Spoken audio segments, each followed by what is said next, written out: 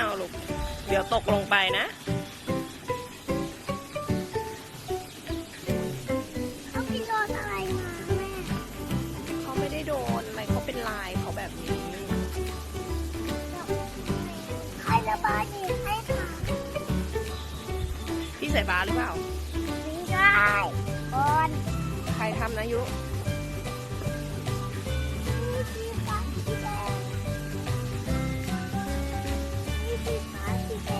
เขาระบายสีเขาระบายสีเองเหรอคะ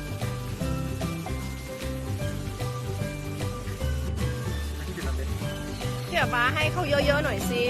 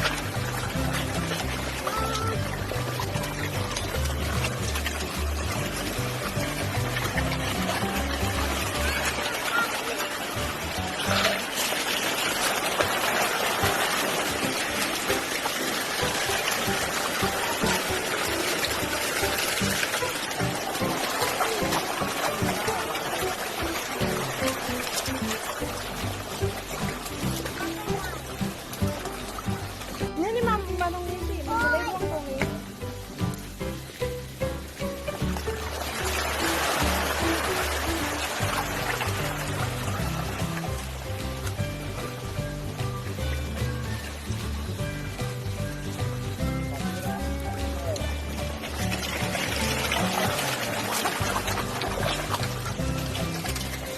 ได้หกหมดเลยนะ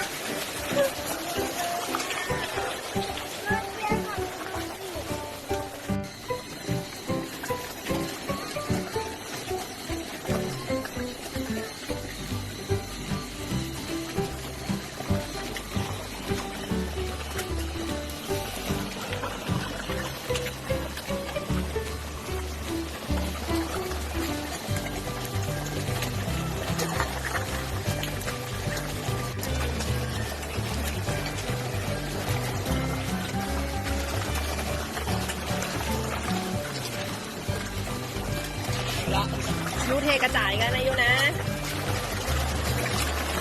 ก่อนเลยพอแล้วลูกเอาเลยโอเค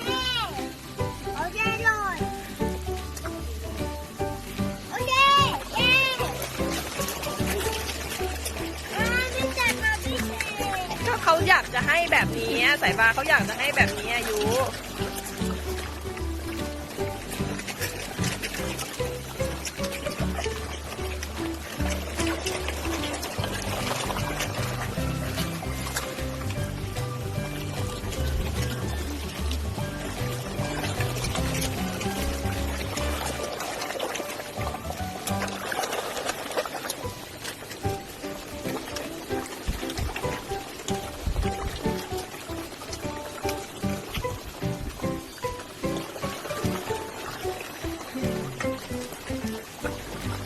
มีให้ด้วยได้ไหมไม่ใส่ปะเขาทำน้ำกระเด็นใส่ยุใช่ไหม